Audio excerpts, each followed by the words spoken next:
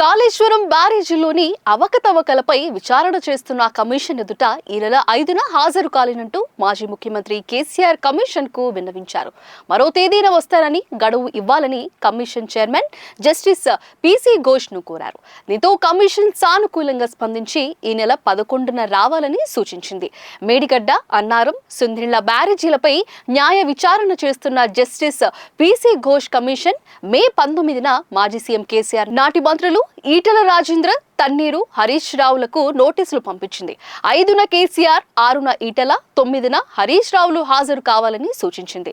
ఈ క్రమంలో కమిషన్ ఎదుట హాజరై తమ బాణి వినిపించేందుకు కేసీఆర్, హరీష్ రావులు సన్నద్ధమయ్యారు. 1కి 2 సార్లు వారిద్దరు సమావేశమై విచారణలో వివరించాల్సిన అంశాలపై చర్చించినట్లు తెలుస్తోంది. ఇందులో కేసీఆర్ విచారణకు మరో తేదీని కోరారు. మరోవైపు కాళేశ్వరం విశిష్టతను పార్టీ శ్రేణులకు, ప్రజలకు తెలియజేయాలని బారాసార్ నిర్ణయించింది. అందులో భాగంగా రాష్ట్ర అవతరణ దినోత్సవం సందర్భంగా మీడియాకు తెలంగాణ భవన్లో Harish Rao power point presentation ఇచ్చేందుకు నిర్ణయించగా చివరి సమయంలో వాయిదా వేశారు.